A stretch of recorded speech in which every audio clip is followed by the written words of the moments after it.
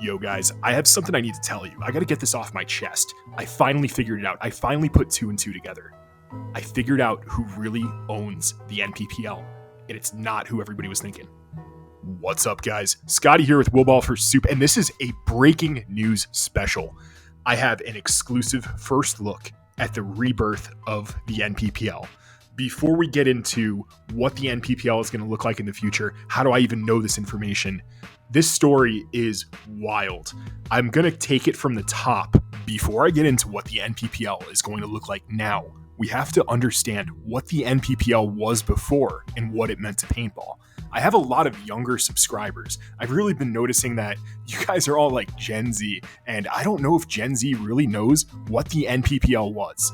So I would say the lifespan of the OG NPPL, and this is just off the top of the dome, they were around from, say, 2004 to 2013, and they kind of had a rebirth or two in between, a reformatting. What's different between the NPPL and the NXL is that the NPPL allows for semi-auto, so one shot per trigger pull, and they used to allow for uncapped semi. So you get people out there chainsawing 20 balls a second, bouncing like a motherfucker. The other major difference between the NPPL and the X-Ball format is that the NPPL allows for 7-on-7. So X-Ball has always been 5-on-5, the NPPL, that's 7-on-7. When you have more players on the field, you're going to need a bigger field. So the 7-man field was always traditionally larger than what you get on an X-Ball field. When you have this big field, you're going to have bigger bunkers too. The NPPL was loved for putting these giant bunkers on their field for those big old fat guys to play. I know it sounds kind of shitty for me to say that, but it's the truth. If you're a fat guy, you're going to want a fatter bunker, and the NPPL has got you covered, and it always has. People said that because of the semi-auto, the no coaching, and the 7-on-7, 7-man was a more tactical format. Additionally, the games were scored differently than the point systems that you're going to find in X-Ball. So in a 7-man game, you are getting additional points for the players you keep alive. So if you lose a player, you lose points. But if you win a point, you get additional points for the players who survive. You're also getting points for pulling the flag and hanging the flag too. So there's a little bit of a math game going on. Rather than looking at the score of an X-Ball match, you're looking at this weird NPPL point system.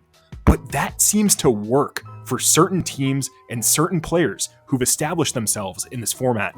If you guys want to know this paintball news the second it breaks, you need to be following me on Instagram. This story broke on my page at Ball for Soup 4 days ago. Now, how I came to know this information is something we really need to talk about because it's pretty wild. So I get a DM, and sometimes I get these industry rumor DMs, and I check it out. If it's something worth pursuing, I'll dig deeper. If it's something that I know is like totally incorrect, I don't even touch it. You guys don't hear about it. I keep my mouth shut. So this story was that the NPPL website, if you guys want to check it out, that's npplseries.com. npplseries.com got updated within the last week. The website is new. They have plans for 2022, and it's a new beginning for professional paintball. If you click around that site, it looks like the very first event is going to be at Huntington Beach.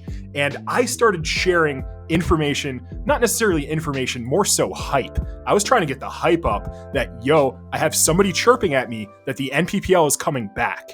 Now, here's where it gets suspicious.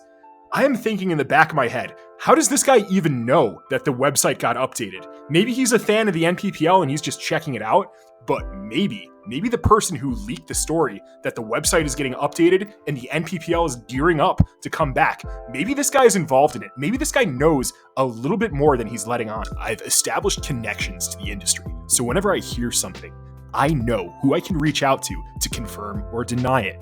The first person I spoke with was HK Army's own #1 hype beast, Quitman, aka Quitsky. And I say, hey, yo, Quitsky, what's up, man? I see this NPPL website. And if you go to that area where it's a secured area, if you go to like register, you click on register, it looks like those are some HK videos. So I see in the background on this NPPL website, it looks like an HK video, some OG Cassidy goodness. And I'm like, hey, if you guys are behind the NPPL, if you tell me yes and you don't want me to say anything, I will not say anything. And Quitman was like, Scotty, I'm being totally honest, dude. This NPPL thing, it's not us. So I looked at the Facebook page. NPPL Series still maintains a Facebook page. And I looked at who to contact, who is the owner of this page. And it's none other than Mark Knopp or Mark Knopp. The K could be silent. I don't know. I have a K in my last name and it is silent. So it might be Mark Knopp or it could be Mark Knopp. Either way, Mark owns Push. So with the money that he's generating, and he's already running one company, it's very possible that Knopp could be behind the NPPL. He was an old school pro. He was on a team that came before my time. I want to say he was on like Avalanche, one of those teams, maybe Miami Effect. So it would make sense if it's Mark Knopp, but it's not Knopp. He is not involved. And I leaned on my sources. I dug in to Push. Hey, is Push backing this new NPPL? Is Mark behind this new NPPL? And it was not either. So the hunt continued. So a few days go by between when I get the leak and when I finally uncover the truth. The person who sent me the leak, Lord Mangiore, he's Italian. So he was the one who sent me this leak. It's LORD_MANGIORE.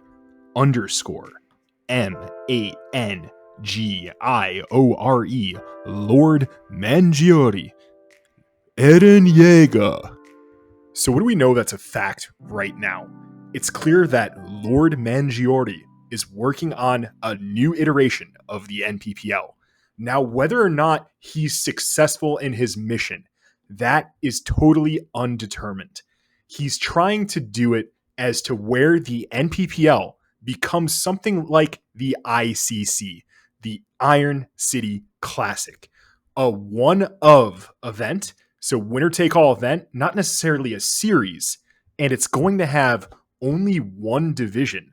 And in this one division, you're going to see D5 shitters versus pros. You're going to see top-of-the-line teams, and you're going to see teams that are 20 years past their prime. It's going to be an eclectic mix of paintball teams, hopefully competing at the newest version of the NPPL. Lord Mangiore has lofty ambitions for his new NPPL. The Lord intends to create this format, and it's 7-on-7. He wants 7-on-7, but he also wants the format to be marketable for mainstream media. Now, this is the lofty paintball on TV ambition that many people have had. And you know what? My intent with this is I hope the Lord is very successful. I hope the NPPL becomes a reality. It becomes a real thing because more paintball is always better than less paintball.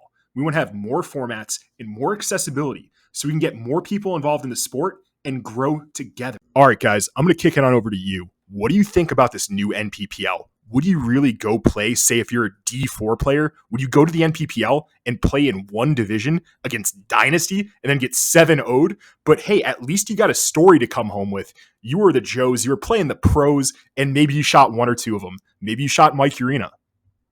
Lord Mangiore, I sincerely hope your venture is successful and you revive the NPPL for a new generation of players. I hope this video draws attention to your league's ideals and gets people talking about what could be with the NPPL in the future. I hope I didn't give too many of your secrets away. I wish you all the best of luck, and we'll be in touch soon, man. How about an interview?